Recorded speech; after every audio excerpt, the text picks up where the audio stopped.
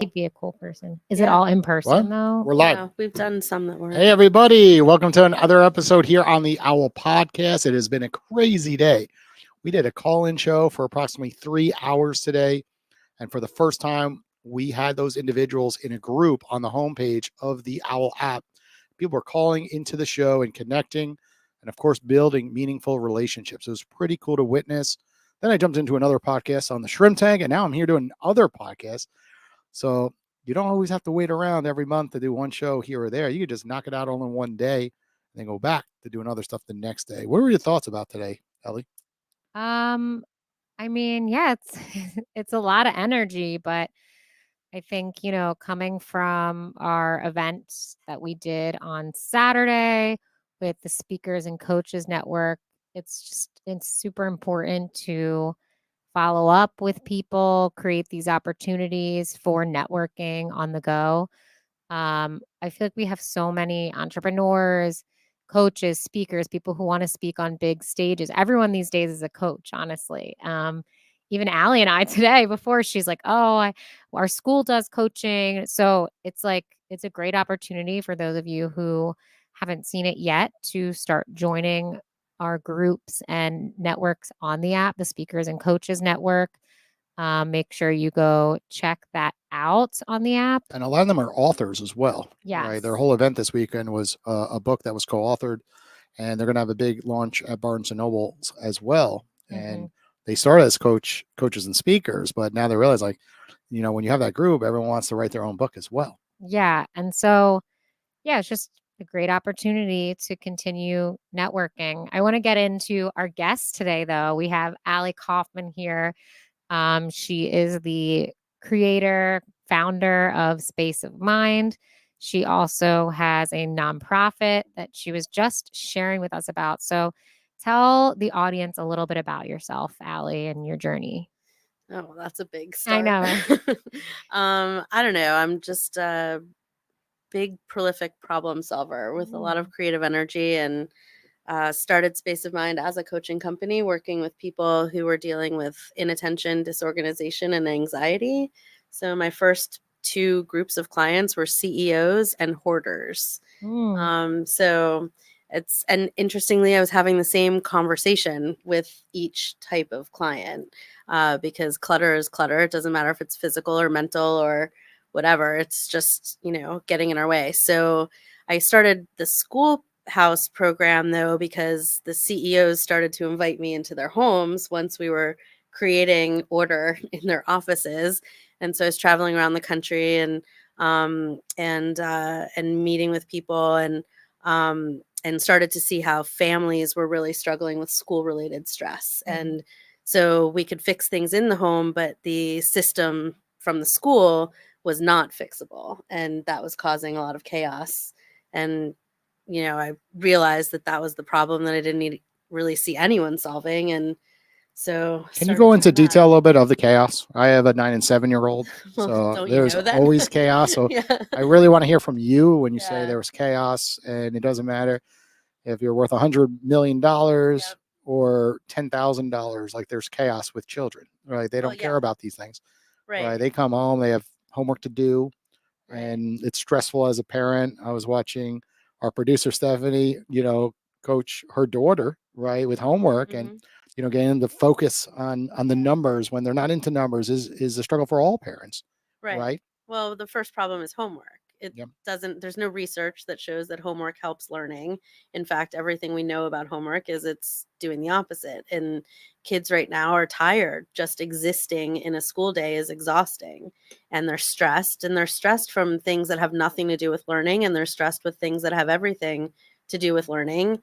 And parents right now are like, I feel like we need a reality show of competitive parenting. Oh, I live in Parkland. So you get it.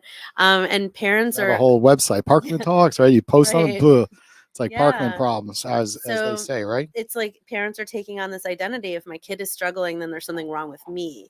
So homework time becomes really stressful. And I was working with families that were literally getting divorced because there was a lot of arguing between the parents about how to handle it. And kids are tired, so they're not retaining what they're doing for homework. And what it's doing is actually demotivating them for school, and kids are hating school, so they're equating that with hating learning. And we need a generation that's going to become lifelong learners. And that was me. I wasn't a school type, right? I got into good, colleges. I went to University of Delaware, but I just, I was really good at math, horrible on the English side, but now these chat GPT came to save me on that side. So it's pretty good on my end right now. Yeah. But in general, I just I couldn't stay focused. Like it was so boring, the topics. And then when I would get homework, I just I hated it. And then my mother would help me get through it during those times where we always had to submit papers. But I'm seeing it with my son. Yeah. He's in an advanced class, and it's crazy what these teachers are giving them. Like he's just getting mounds of homework and tasks. I'm like, I can't believe that he has to do all this at 9 years old. Right. And he's stressed. He literally, there was days where he's like, I don't want to go to school, Mom. Yeah. And we had an incident for about a 30-day period where, he lost confidence, and we'd never seen my son like that in our lives. Like he was always athletic, did good at basketball, soccer. And then just one day he's just like, he never wanted to go to school. Yeah. And he had some bathroom issues, and I think he was embarrassed, and he fell a little bit behind on some of the schoolwork. And then, thankfully he bounced back. Yeah. But it took a toll on my wife because she was super stressed. Sure. Like she was owning his stress. And I was just like, me being me, I was like, it will pass. Like, I'm not even impacted by this. I'm like, it will go. He's a child. He'll get through this. But it speaks to me what you're speaking about. Yeah. And it's, school should be fun. If you think back to what you did in school and the things you remember from school, it's the things you did with your hands and with your friends, and that you dug into because it was enjoyable. And that's how we create memories, is from the experiences we enjoy. So we've got school a little bit backwards right Ellie over here was pretty smart, though. She went to GW. No, but I can resonate with everything I feel like most people who went to school resonate with everything you're saying. Like I remember my school experience was never paid attention in class, because maybe I was ADD, I don't know. But I remember I was always just not listening to what the teacher said, always looking around the room, what is this person doing? Just too much stimulation happening. And and then I'm during the pod, the guests coming in. and then you do a lot of tasks at once. No, I would. This is how I just operated by never paid attention in class, would always cram for test, day before test, memorize the entire textbook, be up till 3 a.m, do well on the test, completely forget all the information the next day, dump it all. And then the only thing I cared about or remember was music and being in the school plays and going to dances with my friends. So I feel even I remember my mom one day, I was not doing well in history because I just didn't care. I remember she sat down and was like, okay, I'm going to help you. And then she's like, you never learned how to study. This is what you're supposed to do. Schools don't teach they don't teach you how to study or do any of the important things, even home ec. I'm I wish that they still had home ec, because I feel I never learned how to sew or cook, all these important skills that they used to have back in the day that now they don't have. I completely agree with everything you're saying. Putting windshield wiper fluid in your car. You know how many people do not know how to do that? Teach all of that. I just feel the skills that I learned at school, even college, I don't remember anything from my if you ask me facts I learned, I'm the only thing I really learned from college is how to be an adult. Yeah. Seriously, live on my own, and that's it. Which are important skills, right? Yeah. We're in a time right now where we have Google, we have Chat GPT. Yeah. What we need to teach is resourcefulness, research, people skills, how to talk to skills, people, communication, and the life skills, how to be resilient, how to have grit, how to mental health skills. Now, I feel kids don't have resources for that. And I'm curious because I feel during COVID, etiquette. It was that skill's missing. Totally. Yeah. COVID was a time where people probably saw the holes in the education system, and everything was turned upside down. Parents saw how hard it was to teach. And but nothing really changed after COVID. In fact, I got really secretly happy when COVID happened. Yeah. I was really sick for 10 weeks. So I was trying not to die while we were taking everything virtual and, keep the business going and everything. And at the same time, I was like, great, this is the break we've needed, that schools will finally change their flip it ways on its head and do something new. And what ended up happening is it was just a race to how fast could we get back to how it was. And and with really very little allowance for the learning loss. And in fact, I think we've come back and parents are more stressed about how successful their kids can be, how many honors or AP classes. And we're in this time right now where college admissions is a total bloodbath these last 2 years. Oh, I've heard. My It's next door more neighbor went competitive through than it, and I was ever. like, what is all this? And now, like, That's you know, crazy. life on campus is so crazy right now. So it's, you know, I think the college system is going to reinvent itself totally in these next 3 to 4 I years. don't even think it's like necessary for so many Look, people. you can get an Ivy League education for free on edX, right? Like you can, and as a business owner, if someone came to me with a spreadsheet or a transcript that they kept of all the classes that they've taken and, you know, said, hey, I was working, but I did all these classes, I'm qualified and I can be valuable to your company, I would hire that person instead of the person who like partied their freshman year, sat in the library, whatever. Like we're in this time where creativity is our greatest human capital, and schools have pretty much eliminated that.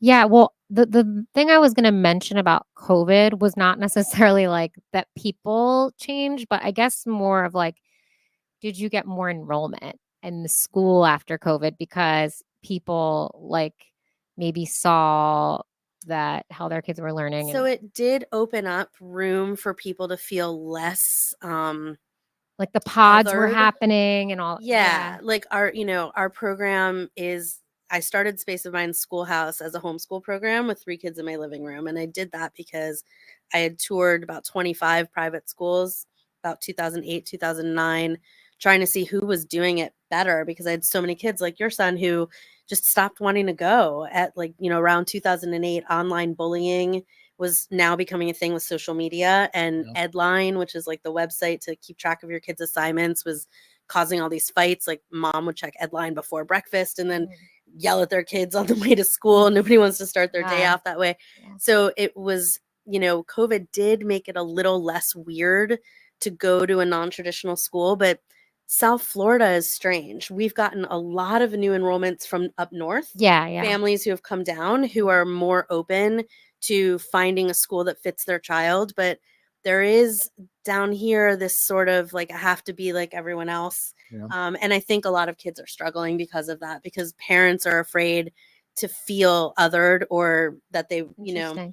When you say like, I have to be like everyone else, do you mean in terms of like academic ability or just like the way you dress, like everything? Well, I think that's everything in life. Like I need X amount of car. I need to live in this type of condo or this apartment. We measure and house. ourselves by other people's success. Yeah, everyone says don't judge, but and don't compare, but that's extremely difficult. Right. Especially with social media, literally in these kids' faces. So they're doing it with their friends and parents are doing it. It's hard to, you know, chart your own course and say, hey, I don't, you know, I'm not going to worry about what you guys are doing. I know this is right for my kid.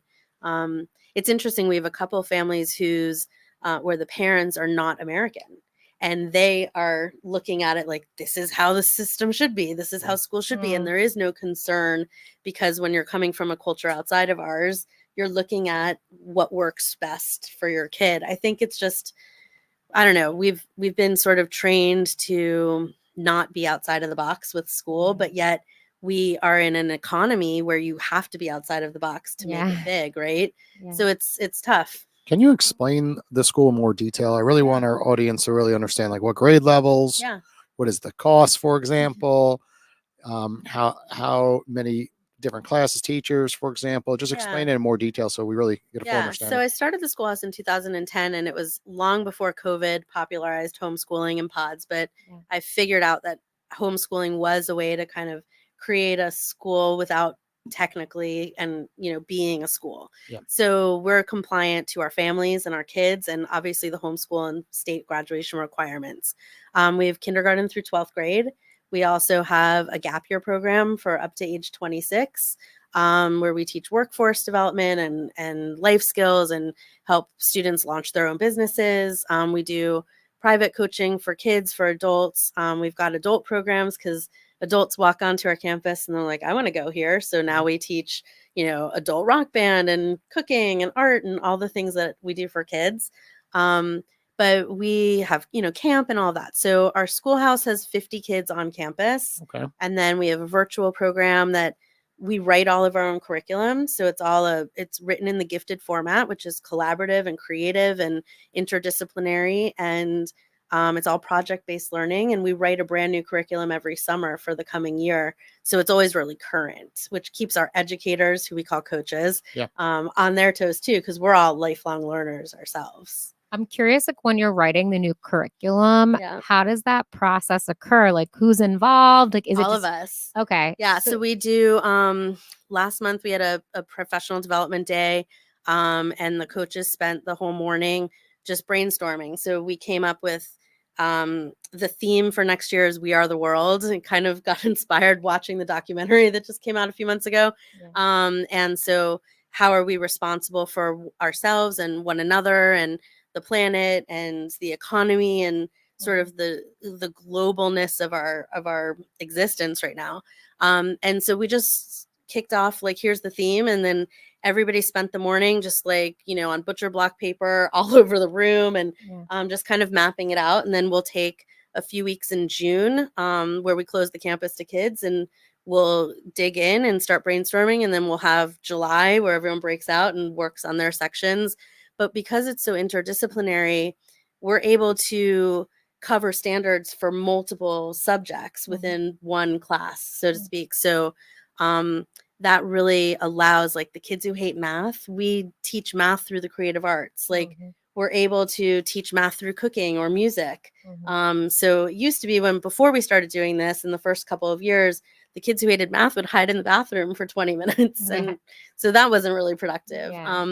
So the curriculum comes together by August, and then we're, off and running with it. But it is a lot of work, but also really keeps us, feeling like we're meeting the kids where they are. So we take into account each student and their learning style and their interests and their attention span. So what we're going to do is shift this over because we got this big TV here. So I really want our audience to see it. Okay. What we're going to do is, everyone listening out there, she's posted on our feed right now, and just click right here, that link, Space of Mind. Oh, cool. Because I think it's important, when we're on podcasts all the times, audio, people can't really visualize what you're speaking about. But then we open up social media, and then poof, it's right there. That's awesome. And when we see some of these pictures, we could really kind of explain it and understand it. So can you give us an understanding, like what's happening here? Like, let's use this one as an example. Our kids have their own business. It's called Mason Jar Munchies. They have a booth at the Green Market in Delray every weekend. Okay. They create the products, they produce the products, they sell them, they manage the finances. So true entrepreneur. That's absolutely entrepreneurship. Awesome. See, Weston and Kennedy out there, they create a lemonade stand, and they call it W&K Legendary Lemonade. But I'm like, we got to start an Instagram account.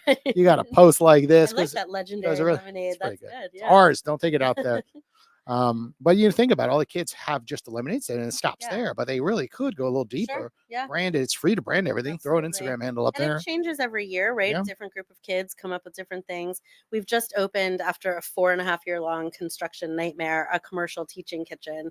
So now we can actually make like real food products. We've got a meal box project. Is that on here? There's probably a picture somewhere on there. Cool. Where should we go? Show us something exciting that our audience should see. Like there's a lot of there's recording a studio. We've got a full recording studio. Is that right here? No, that's our lunchbox theater. Oh, that's pretty cool. That's a CPR class. It looks like that right on the right. Right here. Yeah, that's our that's music cool, studio. Yeah. So here's a cool story. Yoga. We go fishing on Wednesdays. That's so cool. I want to go to this. That's what I'm saying. All the adults want to go. So we're right in downtown Delray. So we use the whole city as our extended classroom. But we do have a full recording studio. It's student run. The kids this year that are really into the rock band, they were not musicians to start. And they really discovered that they've got some chops. We've got amazing music coaches. And so they asked, what's the hardest song that we could sing? And they came up with Bohemian Rhapsody, which is pretty hard. Yeah, that is. Well, I'll have to send it to you. They're mastering it right now, but they have recorded and matched it note for note, the whole song, and it's insane. And these are the kids that did this. These are quiet kids that like did not think they could sing, but in regular school, kids aren't getting out of their box. They're just Yeah. trying to They're just explain. like, this is it's the so interesting you curriculum. say that because, my other show, The Shrimp Tank, has been there for 4 or 5 years. And finally, yeah, and this just shows you how long it takes to move the needle at university is we took my co-host's class, which is an entrepreneurship class, and we had them sit in on our podcast. And it was so cool where they're getting to actually hear stories like yours, not just reading out of a textbook, and really don't have implement it textbooks. into the curriculum to really learn about what business owners are really going through. And it's working out phenomenally. But very few, think about how many podcasts there are, over 3 million of them. How many colleges literally have entrepreneurs like coming in and speaking to classrooms through like podcasting? Sometimes they'll have guest speakers. Right. But like really hearing the rawness of like this conversation. Even like getting the students to have their own podcast. Like Mhm. it's like students, they're expected to do all this stuff outside of school. And it's So- like, when do you have time to do that? When you have homework required, sports required. I remember being the most exhausted and stressed I ever was in my life was high school. I will always say that because I lived 30 minutes away from my school. So getting there and back, having to play a sport every season, private school, like required, being in the musicals, like then staying up all night studying. Like I was so like, it should One not. of our biggest success stories, and we've had a lot of kids that have come out of our program and are doing wildly amazing things, but Zach Hirsch started a sports podcast in 9th grade in our program. And summer before 12th grade, I was like, you got to build a portfolio and put this online so we could use it for college admissions. He ended up, he's kind of like a savant when it comes to sports forecasting, like handicapping. Oh, nice. And so Meet him next time I go to Vegas. You definitely need to check him out, Mystic Zach. And he is now he's on World Star Hip Hop. He's got his own podcast with Pac-Man. He's doing right now with Caitlyn Jenner and like a show. He's just all over the place, and it all started from this one small podcast that he did in 9th and 10th grade. And then, in 12th grade, he went to the MIT sports analyst conference and was the only kid there. But it came from the confidence of realizing that this was his passion and the potential that it had. And so now he's like 22 and crushing it in the broadcasting world. I'm curious. So you said the school goes up to 12th grade and then there's like the gap year program they went. So like in terms of once the students like, get to the end, I guess, like how does it work? Is it really like an individualized plan for each student in terms of like, do you want to go to college or how does that? Yeah. So some of our kids have done passion projects after high school. Recorded an album or competed in equestrian or whatever they were doing. Other kids have gone to culinary school or technical schools for different things. A lot of our kids go to college, and a couple are just still figuring it out, which is cool because it's hard to be in high school and it's hard to figure out who you are and then figure out what you want to be. So not everyone does that at the same time or at the same pace. So gap years they've been very popular in Europe for decades. And we're seeing now with the cost of college, you pay $100,000 a year and your kid's partying for like 2 years before they get it out of their Sorry, system. Mom. That was me. Well, I feel like look, I having like turned out okay, right? Exactly. Having like an internship or something like in between where you actually get into the job force before powerful. It's so important. I don't understand why we do it the way we do. It doesn't make any sense. Because we've been doing it forever and we don't like change. Let's also talk about it's really hard for small business owners to get interns, right? Because the laws, right? When I was in New York City, I would do free internships. Being a financial advisor in New York City, it was a hot spot for getting students from NYU to then, come in and intern for free for a month or two, right? Nothing crazy. And then just sit by the desk and watch us. Right. And do a couple of tasks here and there. Like, hey, we need to have some photocopies done of this or input this data. And you know what ended up happening? Like no more free internships. And then when that happened, we're like, okay, so let me get this straight as a business owner. I'm going to hire someone for a month and a half in the financial service industry, which is so complex, to then teach them what? If I'm going to pay someone to like photocopy, right, and store data, like they're not going to learn much. So, it ended up backfiring because we don't want to hire somebody for 6 weeks and train them. So it was really difficult at that point to take on paid interns. I'd rather hire someone part-time that I could train and get going, or Yeah. full-time. So it kind of squeezed a lot of small business owners to hire interns. The bigger organizations can have a whole internship program because, of course, one day those interns turn around and really get hired. But small Yeah. businesses, when you have one or two staff, it was really difficult, and we still see that problem today. For sure. So the people who write the laws are not entrepreneurs that really understand like how that really makes an impact. Because I would love to hire a couple students, and just sit, in my office and watch me. You will Yeah, learn they don't so want to much. do that though. Their attention span doesn't Well, really watch me, fit but that with job tasks. You description understand what I'm anymore. saying, but not Yeah. about the money element of just Yeah, giving back, mentoring, for and sure. it's an issue. But I agree. Yeah. As long as you hire people, then Yeah. you have Mentorship to. is key. I mean, I'm a big believer in mentorship. Without the mentors in my life, I would be nowhere. I think, the kids who have adults that are invested in them, they will go so much further because they feel valued.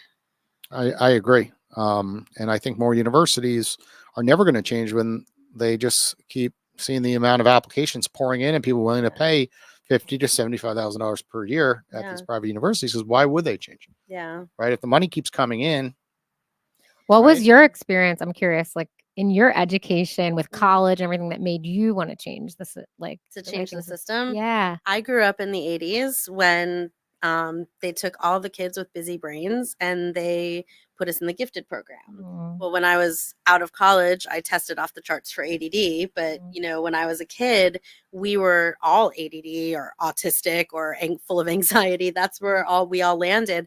But in elementary school, the gifted program was a half day pullout. We were treated like we were Yeah. special. We were told we were taught to be leaders. In third grade, I learned the rules of brainstorming and how to run a think tank. mm, And these are things that I use every day, and I never forgot Miss Willie, our teacher. Like, mm, she was amazing, and she changed all of our lives. And when I got to college, I kind of had a freak out because I hadn't realized I had to restart all my systems and learn new things because I was so used to being so creative. But after college, when I was Facebook happened in these last 15 years, and we've all kind of reconnected. Almost all of us are doing incredible things. We're CEOs. All of my friends are super successful that came out of this program, mm, Yeah. but we're almost all diagnosed with something related to mm. having a busy brain. Today, if I were in second grade and got put into the gifted program, I would have been medicated. I would have been told something was wrong with me. Maybe I wouldn't have even made the gifted program because my brain would have been all over the place. And it was different. So I grew up just understanding that creativity was the cure. It was the thing that made everything make sense, and that it was boundaryless, right? And so the seeing how the kids and the families, when I started the coaching program, were struggling and there was no room for creativity. There wasn't fun in the day. And then they come home and now you got mom yelling at you to do 8 hours of homework when you're 9. Like it doesn't feel good. Yeah. So I started the program that I actually had, but in public school, that gifted program is gone now. Now it's how many honors and AP classes can we get these kids to take? But you even think about like traveling. Like I was telling my wife, it's Mother's Day coming up and I have an event on Saturdays. I'm like, I don't think we go anywhere. But then I was like, why can't we just take the kids out of school on Monday? Like, who cares? And then like you get into that like conversation, you're like, why does it matter? How many days? I literally was asking my wife this morning. I was like, what does it matter if we miss 2-3 days? So Like, they put and then they get pressure the pressure. because in Get the public homework done. school, Yep. well, here's why. It's financial. Yeah. In public school, the schools get paid based on how many kids attend each day. Mm, So, especially after COVID, principals were like, how do we improve the attendance? Because now it's after COVID, it's okay. Like kids miss 20, 30, 40 days of school now because they're stressed or they have a headache or they don't want to go or whatever. And schools are really struggling because it's translating into financials. So that's a big issue right now. And that pressure comes down on the parents, and then the parents put the pressure on their kids. But ultimately, like, we just had a student transfer into our program from a really prestigious prep school down here. And she has a disease that kept her out of school a lot, and the stress of having to make up the work when being sick, when, you know, she was out a couple days this week, and mom was like, that what is can she true. do at home? And we're like, she doesn't have to do anything at home. We'll handle it when she's well. Yeah. Because when you're sick, the last thing you want to do But is the homework piles up. So I've seen in my family, it's like, hey, like we don't want to Right. miss too much school because your kids Right. fall behind and it's very stressful because the amount it But just look at layers what on else top. they're missing out on, because But that's you what could I'm be saying is like traveling I'm a and travel getting- type, right? right? They're going to learn more traveling. Than Isn't they it are pretty in school. cool to fly to a different country? Yeah. And just see more of the real world. Right? So when we have kids that travel, we write curriculum for their trip. Nice. So, you know, we'll give them credit for, you're going to Italy, let's learn about it and come back and teach your friends. You know, that kind of flexibility is key, because it does empower a family to do. I will what's say best for the colleges get that family. part right. Like they do, like some colleges do abroad programs. Yeah. I did a 2-month abroad in Costa Rica my junior That's year. cool. And ready, if you look back at all college, like all the classes, like, it's the only one I remember because Yeah. there wasn't really a real class. Right. It was a philosophy class. You had to write a paper at the end. What you learn about the culture? And we just went around like having fun. Like we hiked up a Yeah. volcano. But I'm sure you learned a ton. So much because we hung out with the locals. There And was you were like, feeling good while you were there. of course. Yeah. You know, we went hiked in 13 miles into the rainforest. Yeah. You know, saw, Yeah. you know, all these spider monkeys, alligators, sharks, and you just learned Yeah. about different cultures. And, you know, the class didn't really matter that much. So Like, I'll that tell could have you been an at any interesting university. story. So a friend of mine owns a student travel company in California, and we met actually at the March for Our Lives. We each taken groups of kids to DC for the first march after the Douglas shooting, and I asked her how she started her company, and she was a history teacher in a high school in San Diego. And after 9/11, she asked her students, "What's the one thing we could do to bring on peace without war?" And the students overwhelmingly agreed it was travel. And so they started in their classroom a student-run travel company. She eventually quit her job as a teacher to run the company full time. And ultimately, if we look at what's going on today and in the world and how little we understand each other, it's because we're stuck in classrooms learning in textbooks instead of being out in the world learning from each other and having, you know, a cultural understanding of how to accept and be tolerant of people who are different and learn from those differences. You know, it's crazy. It's the easiest time ever in our history to book a flight right now. We can book a flight right now, head to Miami, and go anywhere. Yeah. Practically, as long as you got a passport anywhere. But within the United States, like I could jump on a plane and go to Texas. Yeah. And be there later today, you know, with the time change and go out and have fun. Yeah. Right. And we're just all, you know, kind of sucked into, well, it's not acceptable. Right. Don't do this. Don't do that. I'm going to get in trouble. My in kid's going trouble. to suffer. And ultimately, that's where it's backwards, because we're only missing out on those experiences to grow. Give Ellie some credit. She travels. She sees an opportunity. This one's like, I could house swap. I could house swap. I travel and I get in Nashville. for free She went to Nashville too. for I'm 30 days. Hey, I'll trade. Like I'm always all about like Nice. trades That's and like awesome. resource. Yeah, Yeah. because Well, that is a big thing. Bartering, like a lot of bartering sites are swapping apartments. You live in Miami, I live in Vegas. I have a friend whose family does that every summer. They swap, like, and go to another country for a month, and some other family comes to live in their house. It's cool. It is pretty cool. It's harder with kids though, unless they're in your program. Yeah, right? Because I'm glued to Parkland. Right. I can't really swap with another family, but it would, like, with all jobs being so remote these days, like technically, you know, if they didn't have to go to that school, like I could swap to another state for 30 days and come back and go right back on track, and my business would not suffer. Yep. You could spread owl in that state, do events. Oh, the future. How much is the cost? We didn't talk about So we're that. like So a private school. So it's around 33,000 for the year. We have a 3-to-1 ratio. And that's where the magic happens, right? Yeah. So we know, and this is what also made us so successful in COVID. We got online overnight. Like we were online a few days before the public schools, and we didn't have any learning loss because we knew our kids, we knew their families, we knew their family dynamics, we understood how they learn, we knew their tics, we knew what stressed them out. And so we had a captive audience for that last quarter of, spring of 2020 that, our kids were able to continue on as normal. They didn't have any of the stressors that other kids had then. Yeah, where everyone else panicking. I know in my house, it was kind of crazy those days where you jumping on Zoom and the kids didn't know how to use Zoom. My son back then was in first grade, right? Yeah. My wife had assignment. I had assignment. My wife's like, how do we use Teams? Teams sucks. Yeah.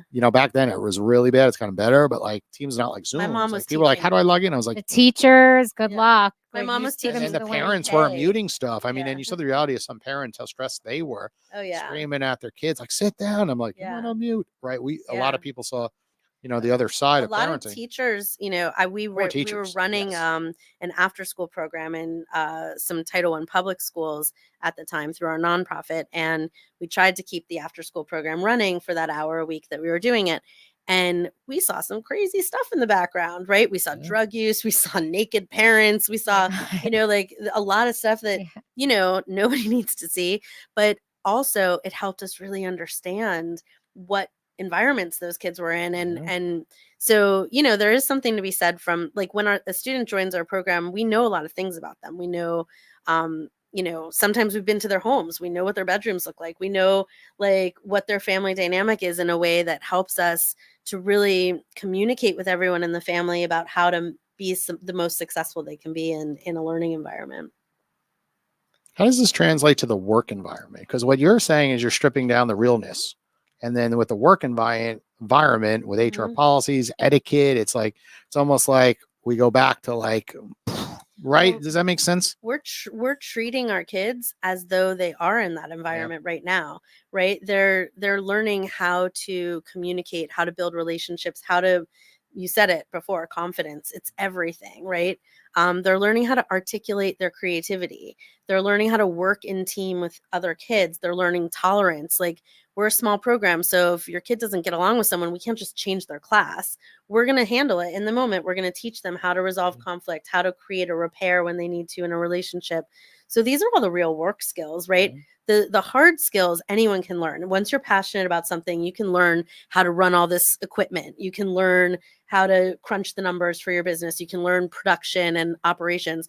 But the soft skills, which are not taught in a traditional school, are arguably the most important, because once you're passionate, you'll learn about anything regarding your passion, but you can't follow your passion if you can't pay attention or you can't show up and get out of bed, right? Of course. And how many people are enrolled? We have about 50 students on 50 total. Yeah. Okay. And then so like per grade, I guess, how many? So we don't divide by grade. We have house groups, kind of like Harry Potter. So we have 5 house groups. There's a lower elementary and upper elementary, kind of a middle school group, and then a so that sort like of age ages so it's are mixed together. Ages, but we don't have a hard and fast line where like some 9th graders roll better with the middle schoolers, and some middle schoolers might roll better with the 10th graders.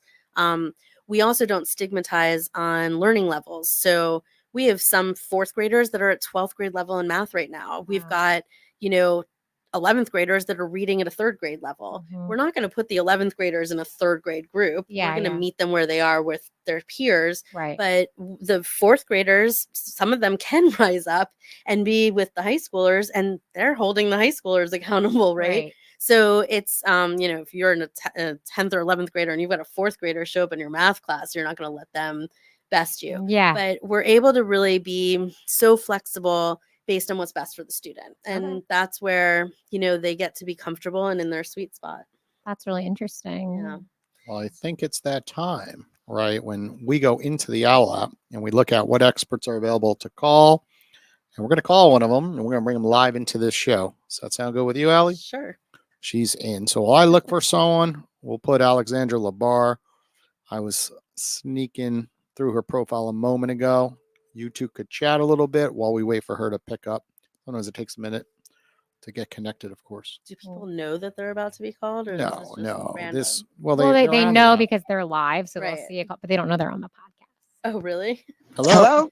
Hey, Alexandra. Hey, what's going on? Hey, you are live on the OWL podcast. Are you okay being recorded right now? Sure. Awesome. Awesome.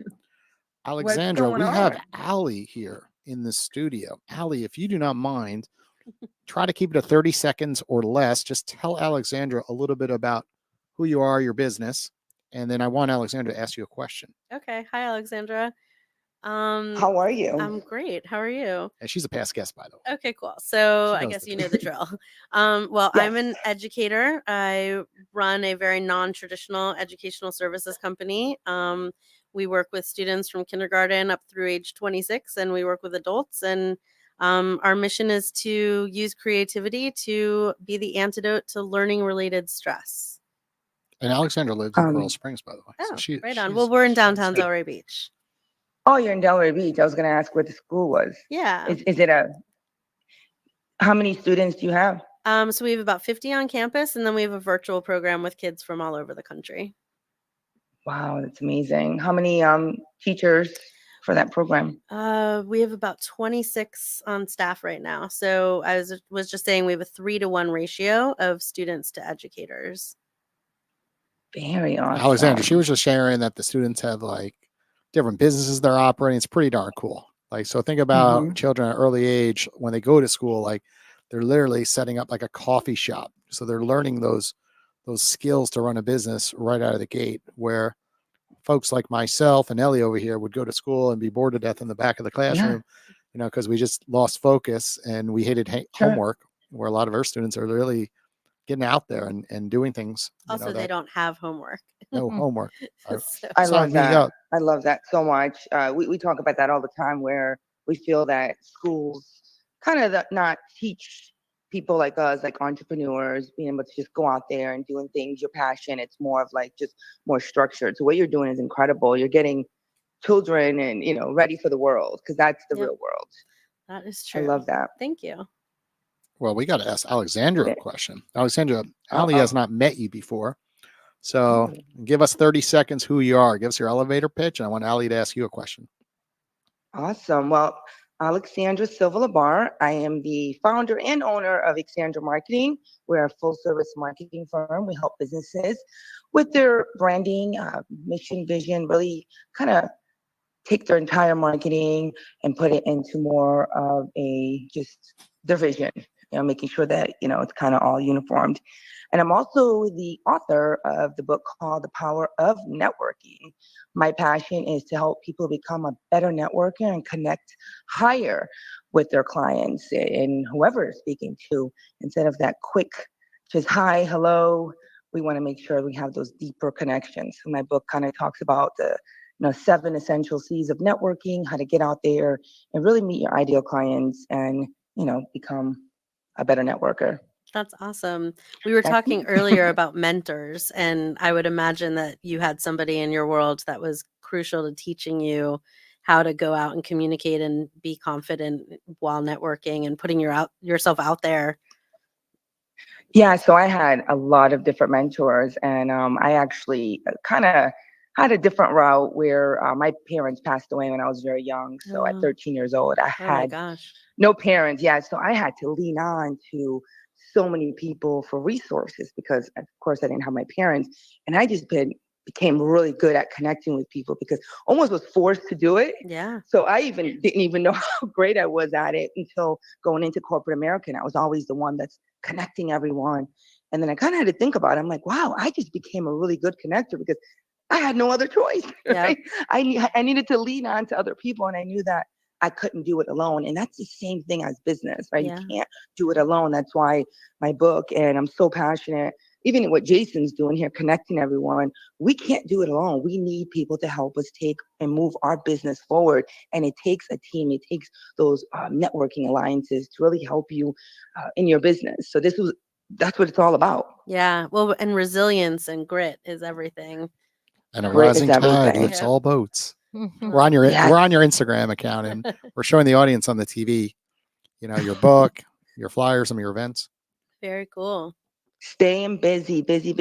I love, like I said, speaking to people about networking, because that word networking, people think it's just going to events and handing out business cards, and it's so much bigger than that. It's those deep human connections. And being able to find common ground and build that rapport. So the world needs this more than ever. One relationship, and you saw a problem, and you're like, we gotta fix this. When I moved down from Boston and I started my business, I was working primarily as a coach on sort of clutter, disorganization, anxiety, etc. And I went to Barnes and Noble every day, and I sat in the self-help section, and everyone who picked out a self-help book, I just found a way to talk to them, and that's how I did it. And so, you know, everybody can relate to anxiety, disorganization, and attention. And that was how I started. I got my first like 20 clients just from hustling them up That's in Barnes and amazing. That's an Noble. amazing. Ellie, I'm sending you to Barnes and Noble. Hey, you like authors? I You could call the authors on OWL. Yeah. I know, I love it. Oh, It's so Yeah. funny that We're all you going- reminded me of one of my 7 essential keys of networking is, connecting and finding common ground and also creativity. So that was Yep. you being creative. You're like, how am I going to get business? That's brilliant. Like sitting in an Yeah. hour where everyone. I actually got a going through client, some something. woman on the line at Publix in front of me, like receipts and stuff were falling out of her bag. And I was like, hey, I can help you with that. And of course, her whole house looked like her handbag. So I was working with her for a long time. Wow. But That's yeah, amazing. if you're not afraid to talk to people and you can naturally find a connection, then, ultimately that's what matters. We were talking about how do you succeed in college or in the workforce. It's about the relationships that you make. If my kids can go to college and make a relationship with their TA or their professor, that makes all the difference. And that's way more Absolutely. important than, getting the good grade, or it's about making the impression. Yeah. And showing up.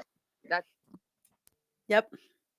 show up scared, right? Because if you keep showing up, then you're not going to be scared anymore. Yeah, I'm We don't freaking out teach every that. day, 90% of Yeah, the day. it's okay. But it's, It's okay to be a little scared. It's okay to go up to someone yeah. that you don't know and you're feeling a little anxiety, but show up anyway, because once you show up, magic happens. You're like one person away from meeting like a huge client that can change your business, change your life. You just don't know until you do it. So I tell everyone, keep showing up and show up scared, because if you keep showing up scared, you will no longer be scared. We're always scared to do something, but fear holds us back. So But we show up joke scared. that's Go like the talk to that unofficial person. motto of the school is just show up. Like, I don't care if you I show up in your love that. pajamas, Woo.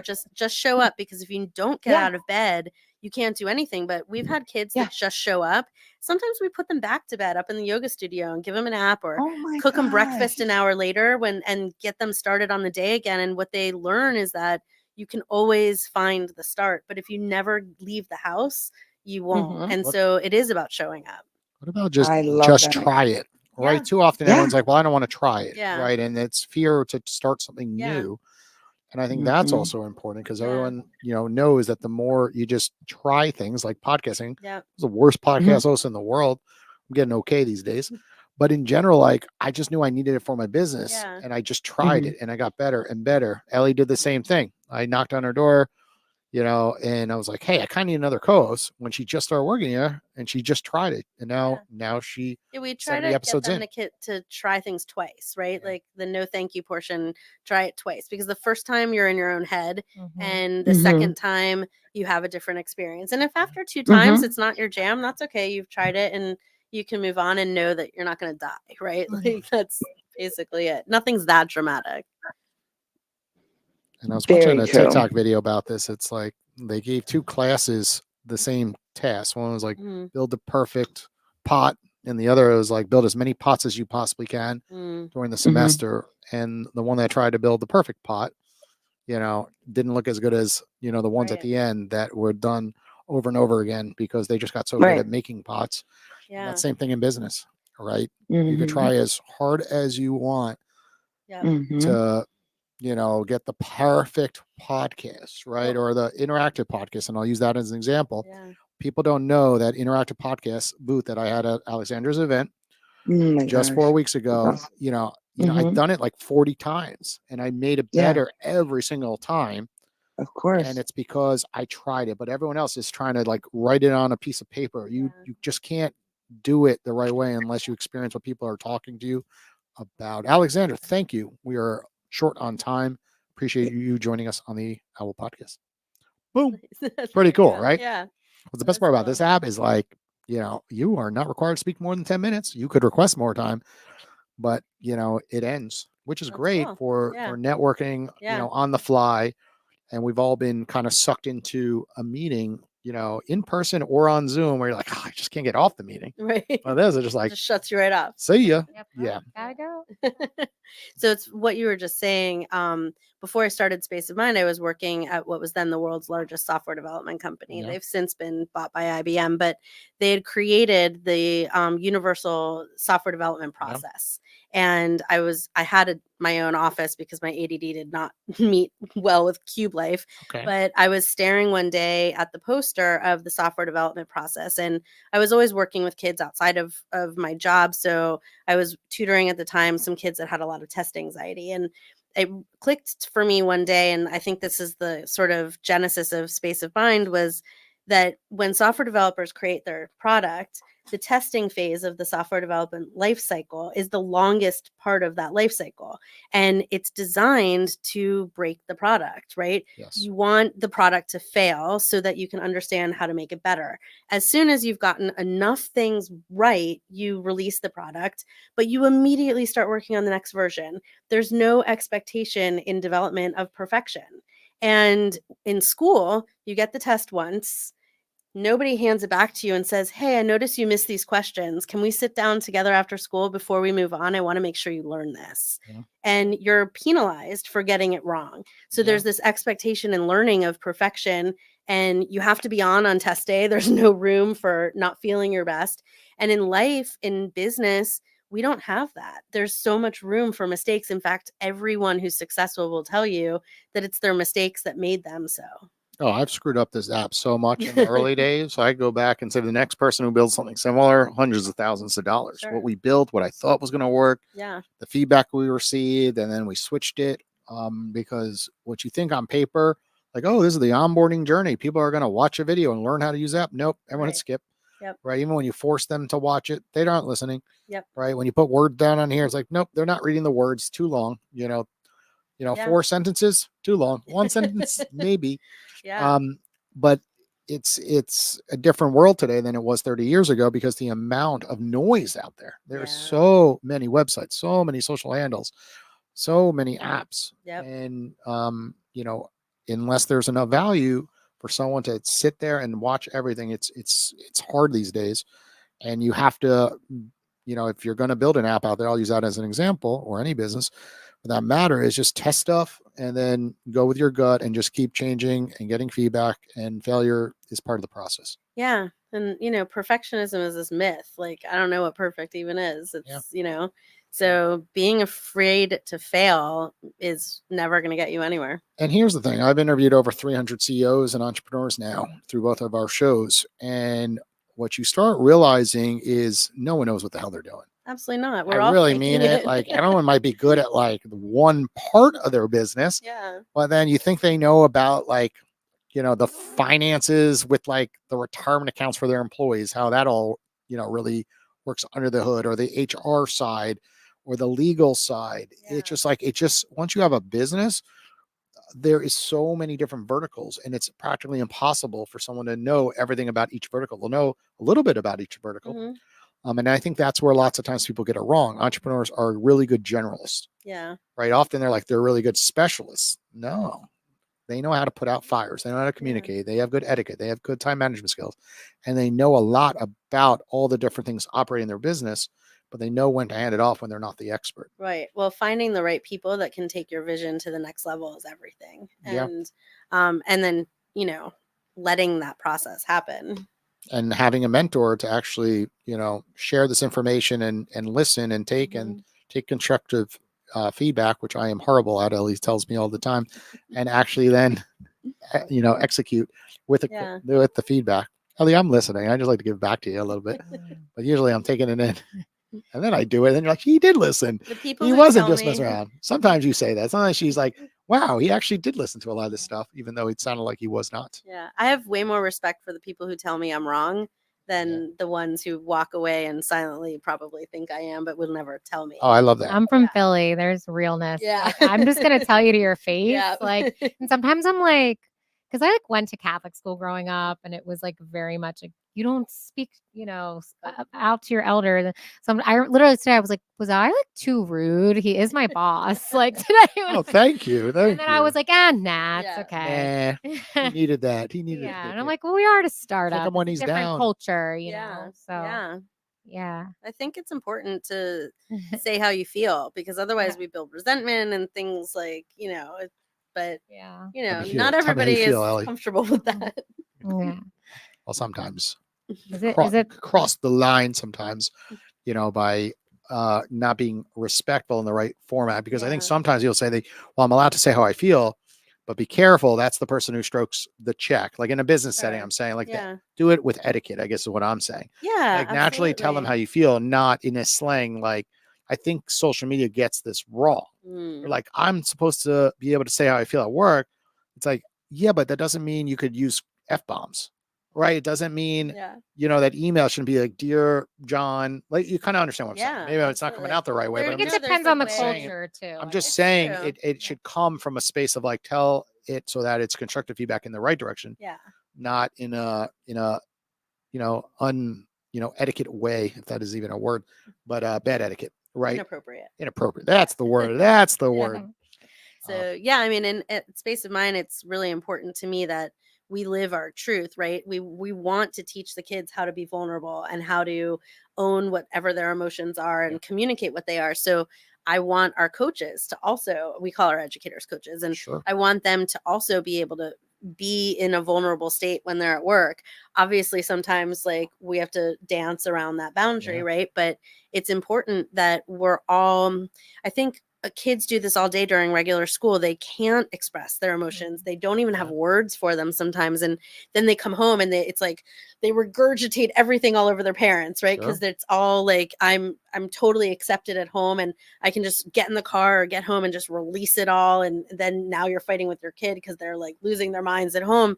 But if they learn how to release it during the day and deal with it in the moment, like I'd rather have a student, be like, wait, I need to take a minute from class because I'm feeling something and I need to work it out, than sit there in class and like waste their time because they're not able to focus. That's gonna be my new thing. I'm like, oh, you need a minute? You could take a minute or two. Then come back. Is that it? You can do the same to me, okay? Deal. Yeah. Well, Ali, what time is it? It's bedtime. Bedtime, our favorite part of the show that we do not tell our guests unless they listen to the last episode. And most of our guests do not listen to the last episode because they are very busy. So that being said, this is called bedtime, where we are going to place a wager based on doing something within the OWL app. And if you fail, you have to give us something. That's how a bet works. But if Okay. you succeed, you're going to get something. Okay. Okay. So Ellie, have you been thinking about the bet? She does have students. I have been thinking about We what could I have our want. students that are not, that are not underage. They have to be Yeah, I already above talked to her 18. about it before the episode. Oh, so you already that's why I said you have an Yeah. idea. That's where I was Yeah. going. Well, I know what we want, like, which would be to somehow put the OWL app in your curriculum with the students. So, like, we've done this, we've tested it. I was telling you Yeah. before. It works. So yeah, so bringing it in, having them do calls, maybe write a paper or have a presentation about like what their experience Totally. was like, having to call these professionals and what they Yeah. got out Our of it. kids don't even know how to make restaurant reservations sometimes. Yeah, Like, just learning how to use the phone is a big thing we work on. Wait, Yeah. you could call someone with this device? I Yeah. know. Like really? Crazy. You don't have to book it directly online? So now what does she have to do? What does she have to Well, she has to give it. It doesn't, the curriculum is going to be a very big task, right? I was saying kind of smaller for a 7-day period. Is in the next 7 days, can you take, because we want you to see the value with the students, you can take 3 students that are above age 18. Okay. And make them each call one person on L. You will sit there by their side because we want you to kind of help them and kind of walk them through the process. And it's literally as easy as downloading it. You get $10 for free and just calling a couple experts, $10, find someone under $10, that easy. Yeah. Hit the call button. We can do that in our adulting class. And then I just want to see the results, have them just really give you feedback. Now, what did that feel like calling someone you do not know? Yeah. And if you get 3 of them to complete that in the next 7 days, then you win something. All right. You could win the ability to have those same 3 students come in here and they could shoot their own podcast for an hour. Oh, they would love that. We'll put them on the television. You just obviously on here, you could plug in anything, any image, and they could just have some fun, record it. Yeah. And the studio is taken over by the students. So they get something for doing the calls. They're actually part of the bet. If you're listening, remember the side. But if you lose, what do we win, Ellie? What do we win? No, that's what I was saying. That if she loses, then we get to like make it part of the curriculum. Yeah, but that's a very difficult thing to make it part. We got to do something shorter term. Like just not like all the time, but just like us come in, like do a test like with a whole classroom. Is that so difficult That'd be cool. to have them do like a project? Like we could they do all that anyway. they Yeah, all that's get what I on was gonna say. She's OWL. gonna like it Yeah. so much she's gonna want to do that. Yeah. So I don't know. What do you That's a want? very long term win. I'm thinking. How about the teachers have to download OWL if we lose. Oh, okay. So like She you have loses. to Yeah. yeah, sorry. If Yeah. she loses, like we have to have maybe 10 teachers download OWL and participate in Mentorship Monday for an hour. Deal. Okay. Yeah. So then Yeah. And Just just so you know, like for the students as well, or for this test with these three students, like Mhm. they can go to the search bar at the bottom, and if there is an industry that they're interested in, I'm watching. on they your can literally hit Yeah. choose expertise, and like Yeah. they can click and then find an expert to call that's actually like in their I love industry. it. So it's not like totally Musician. random. Yep. and then we hit apply. And then Cool. any musicians, if they were live, would be showing up. And Yep. then if not, you follow them and then get a notification when they are. Okay. But of So you course, can request for them to go live, and I then actually love this as a component of Yeah. our curriculum because we often spend a lot of time looking for mentors or matching our kids with people to learn more about their industry. And so it looks like it's right here. And here's an example. Like Deborah's not available, but you could see she Mhm. used the app a lot. 139 calls. So what you do is, I'm going to she's a unfollow her. Broadway musician. And Like look, that's- you That's hit awesome. you hit follow, and then Yep. that will send you a notification next time she makes herself available. Easy. And then when you look at this, it's like she's in New York City on Broadway. Like, how cool is that? If That's you're a very student cool. Yeah. and you want to be on Broadway one day, now you could talk to Deborah and be like, yeah. tell me what it's really like. Yeah. You This is know, a great concept. Tell for me that. how I one day, could be on Broadway. Or Daniel Mock was on our podcast, right? And he's an artist, songwriter, vocalist Mhm. in Nashville, Tennessee. Same thing, 54 calls. He's got a few 100,000. Look, 940,000 followers on all medias and 2.3 million likes, Wow. right? And he's sitting there at $5, right? Like, how cool is that to That get is access really cool. to someone who could be a huge country star in the future, right? Yeah. If he's already in his early 20s with 2.3 million Yeah. likes, think about the amount of music that he's going to release in the future. I love it. This is really cool. I can think of a lot of ways that this would be beneficial for our kids. Okay, we got to shake on it. All right. It's Deal. official. It's official. Deal. You got to shake. Ellie, you got to do the shake. You made this deal. Okay, well, Sounds good. thank you for joining us on the OWL Podcast. Everybody listening, of course, just follow Ali on the OWL app. All of her social media links are connected to her profile. I had it up on the TV earlier. And then Some just of them. Yes, I'm jump sorry. I didn't into make her there. do all of them beforehand. I'll do it they now. could go to Instagram and then eventually go from Instagram. And follow Space of Mind as the well. extra effort, right? Yeah. The effort. If it's not like one click. And this is kind of, I didn't tell you guys this beforehand, but this is full circle for me because when I first moved to South Florida in 2021, it was still COVID. I was just like working for myself, literally figuring things out. I did a workshop at Space of Mind, Yeah, like super random. that was like a music workshop with kids. So now, like having you come back, and yeah, it's pretty cool. So, Yeah. Well, thank you for having me. This was really fun. Yeah, thank And you. there's Ellie on the TV. Oh, Ellie there as you are. well. She is at 436 calls only. Got to get that up to 2,000. Come on, Ellie. There's someone out there that did 2,000. Chella did, and good for and them. Cassandra. But it is cool to see people doing Yeah, this thousands is or a great hundreds. concept. I really think this is very cool. Okay, well, that wraps up today's episode. Thanks again for joining us, everybody listening. We'll be back next Wednesday